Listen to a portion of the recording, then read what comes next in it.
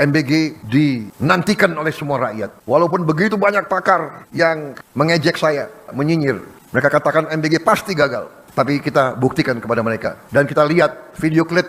Saya bertanya kepada saudara-saudara, MBG bermanfaat atau tidak? Saya ingin bertanya, apakah MBG itu diperlukan atau tidak? Lalu dijawab serentak oleh audiens, tidak. Salah tempat bertanya, malah kemudian bingung, bengong dalam sepersekian menit ya. Hai orang-orang pintar yang ngejek, lihatlah dengan mata dan hatimu, rakyat kita. Saya bertanya kepada saudara-saudara, MBG bermanfaat atau tidak?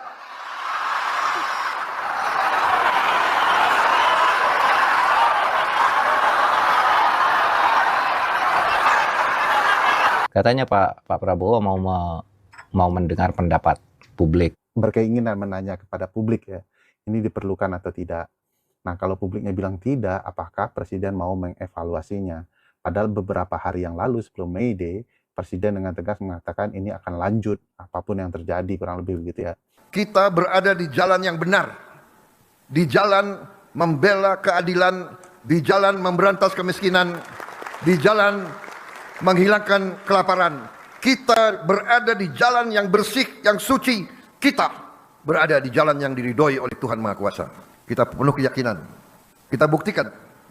Saya sangat yakin MBG berhasil. Kapan dia nggak berhasil sih MBG ini? MBG katanya meningkatkan prestasi siswa. Lah, gimana ngukurnya? MBG katanya meningkatkan semangat anak belajar ke sekolah. Gimana ngukurnya? MBG meningkatkan dan lain-lain. Nah, karena dari awal tata kelolanya tidak baik, kita tidak punya ukuran keberhasilan dari awal yang diset, sehingga ada mekanisme akuntabilitas, maka apapun bisa diklaim. MBG di-deliver, MBG disalurkan, itu satu hal. Yeah. Yang menerima siapa, itu hal yang lain.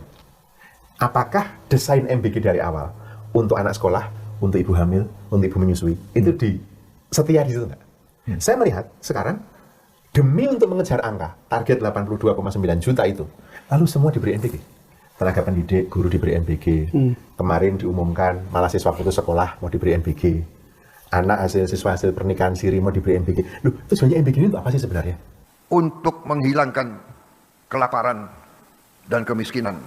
Ketika Bank Dunia mengeluarkan data bahwa orang miskin di Indonesia itu ada 172 juta, ya, BPS disuruh membantah.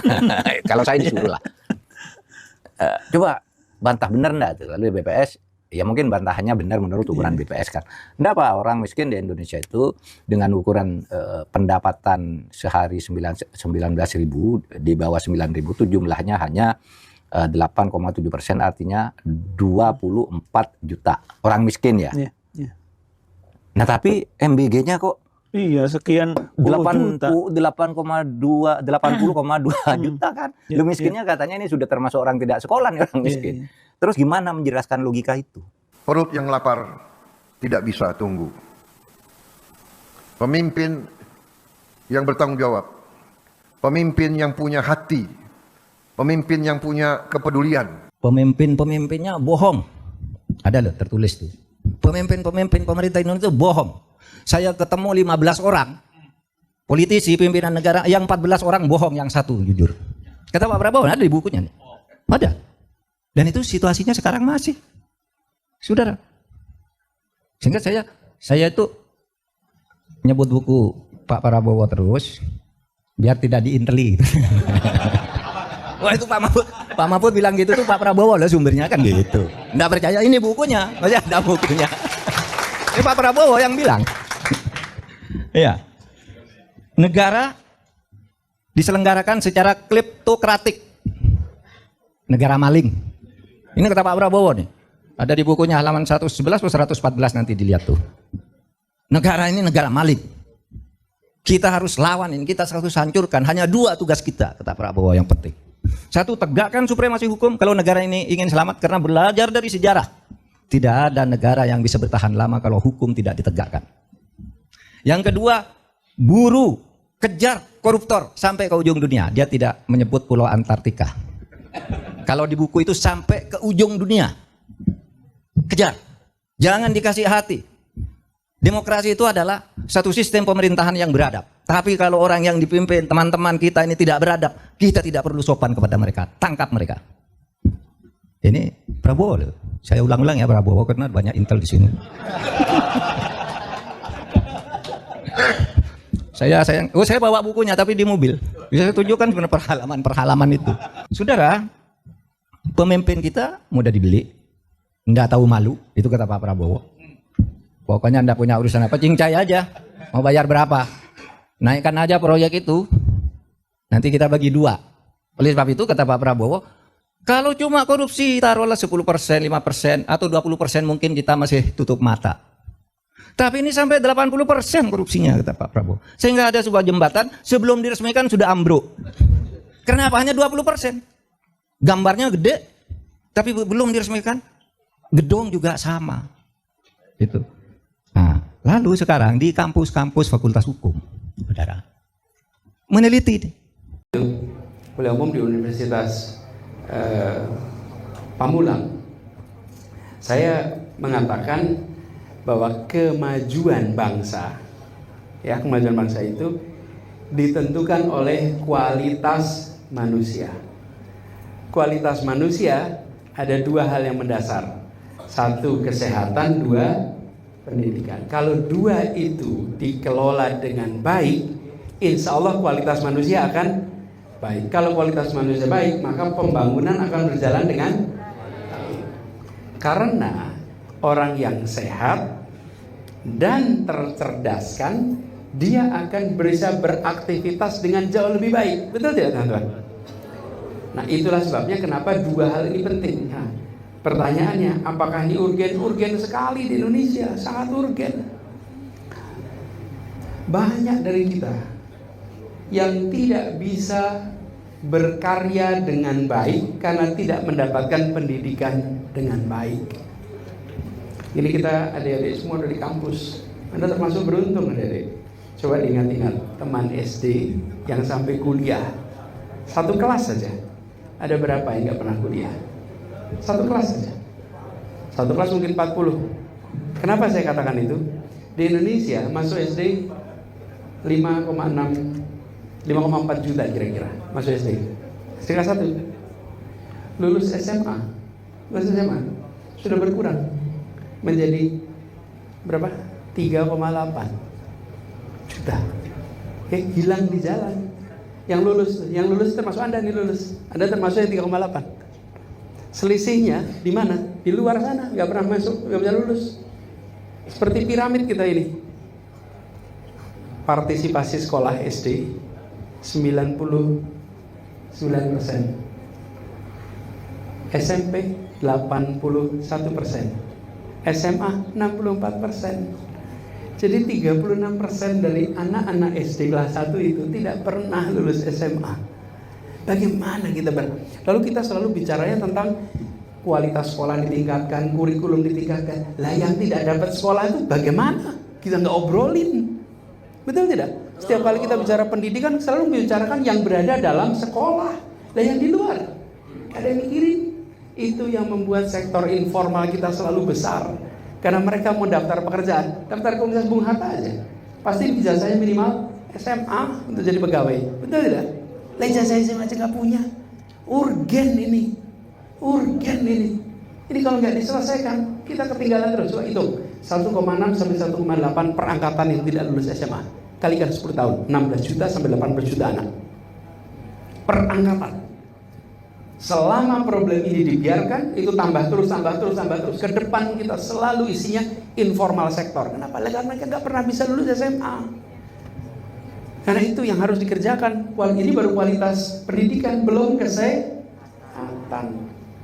Kita tahu kualitas otot, kualitas otak tergantung gizi usia dini, bukan gizi ketika SD, SMP, tapi dini.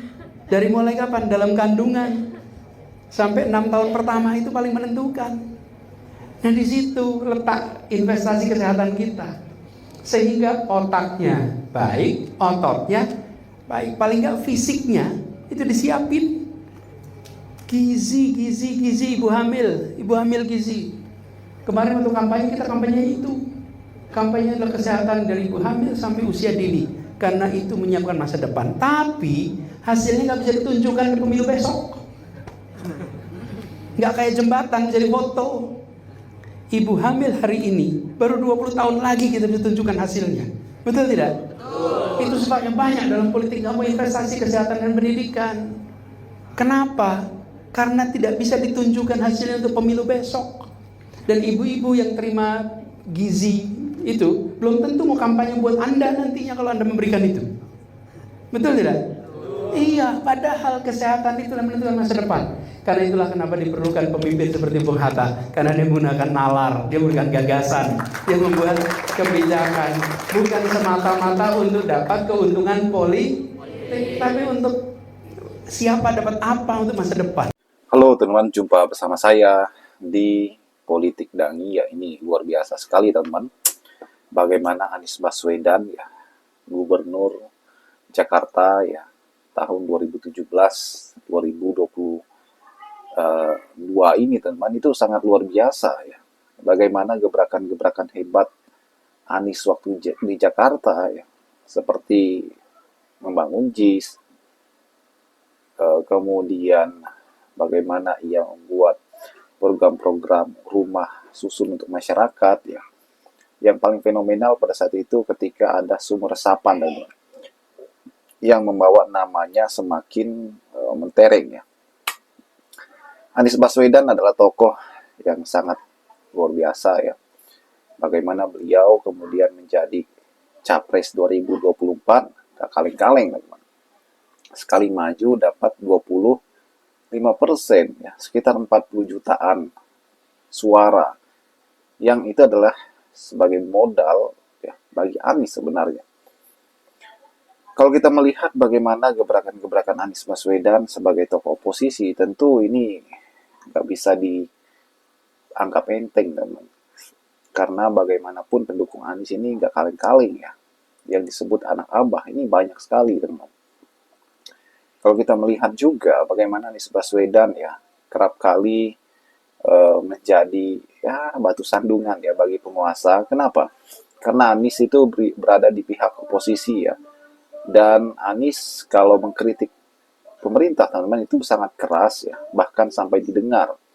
Itulah hebatnya Anies, bagaimana ketokohannya menjadi sebuah tolak ukur, ya, bagi negara kita. Sebagai tokoh oposisi tentu keberanian Anies ini nggak bisa diragukan. Apalagi top survei Anies ini nomor 2, teman-teman, setelah Prabowo. Yang notabene Anies bukan siapa-siapa, ya. Beliau bukan pejabat publik, bukan kepala daerah, ya, tapi beliau mempunyai kekuatan yang sangat luar biasa. Apalagi pada saat kemarin Prabowo pidato, ya, dan menyindir tentang Yaman, teman. Itu viral sekali, ya, pernyataan dari Prabowo Subianto tersebut, dan pernyataan itu dianggap menyindir Anies, ya. Ya otomatis nama Anies makin populer lah, ya kan. Makin populer dengan sebutan Yaman tersebut, teman-teman. Bahkan ternyata banyak yang mendukung Anies, banyak yang ingin Anies maju, teman-teman. Bahkan banyak yang menyesal memilih Prabowo, ya. Seperti Prabowo bilang, ya, 2029 lah penentu lagi apakah ia layak atau menang lagi 2029 atau tidak. Bagaimana menurut kalian?